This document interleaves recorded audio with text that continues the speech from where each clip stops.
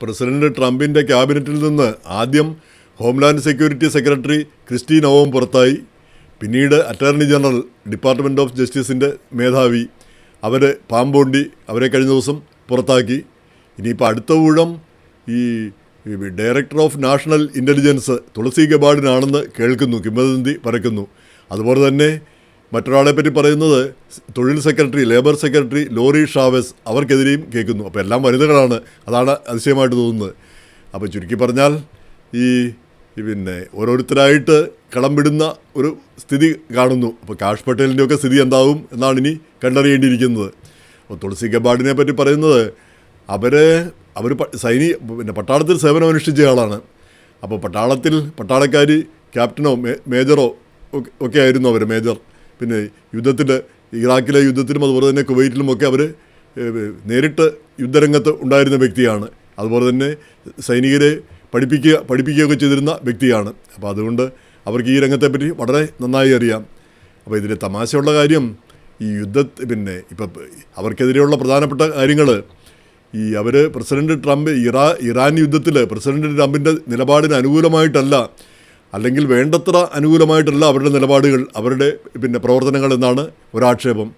അതുപോലെ തന്നെ ഈ ഇറാൻ യുദ്ധത്തിൽ പ്രതിഷേധിച്ച് ഒരു കൗണ്ടർ ടെററിസം മേധാവി രാജിവെച്ചപ്പോൾ വേണ്ട വിധത്തിൽ അതിനെതിരെ തുളസി ഗബാർഡ് പ്രതികരിച്ചില്ല. അതിശക്തമായിട്ട് അയാൾക്കെതിരെ രംഗത്ത് വരികയും പ്രസിഡന്റിനെ ന്യായീകരിക്കുകയും ചെയ്തില്ല.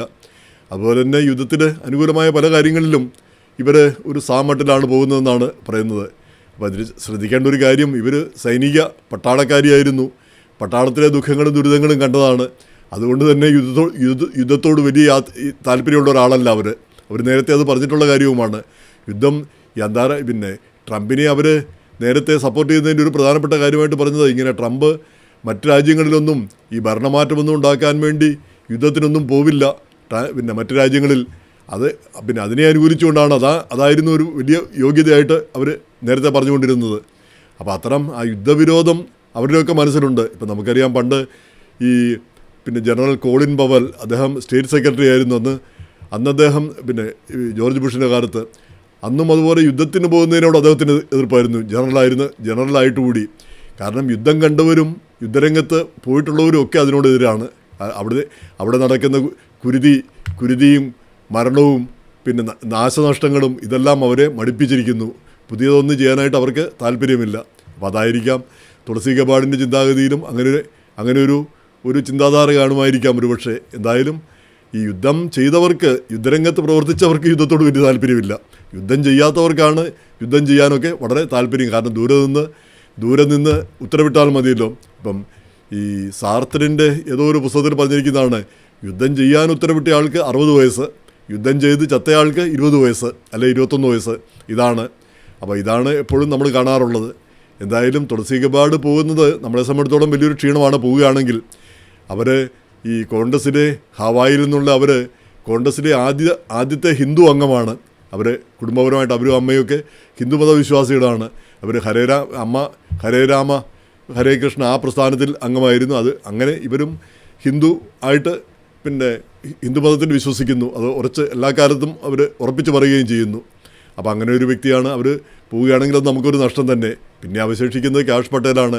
കാഷ് പട്ടേലിനെതിരെയും വംശീയവാദികളും ന്യൂയോർക്ക് പോസ്റ്റും ഒക്കെ അതിശക്തമായിട്ട് എഴുതാറുണ്ട് ഇടയ്ക്കിടയ്ക്ക്. കാരണം ഈ പലർക്കും അദ്ദേഹത്തെ പോലൊരാൾ ആ രംഗത്ത് വന്നിരിക്കുന്നത് ഇഷ്ടപ്പെടുന്നില്ല.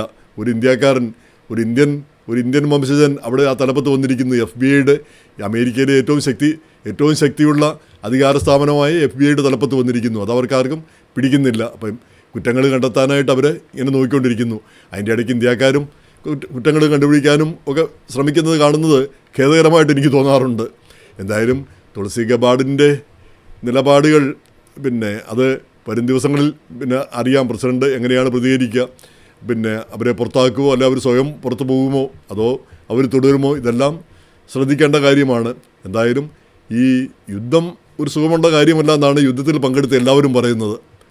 യുദ്ധത്തിൽ പങ്കെടുക്കാത്തവർക്ക് അതൊരു സുഖമായിട്ടല്ല, അടിച്ചു പോർത്ത് നമ്മൾ ബോംബിട്ട് ആളുകളെ കൊല്ലുകയും അല്ലെങ്കിൽ ഓരോന്നും തകർക്കുകയും ചെയ്യുന്നതൊക്കെ ഒരു സുഖമായിട്ട് തോന്നുകയും ചെയ്യാം. എന്തായാലും ഇത് നമുക്ക് കാത്തിരുന്ന് കാണേണ്ട ഒരു കാര്യം തന്നെ.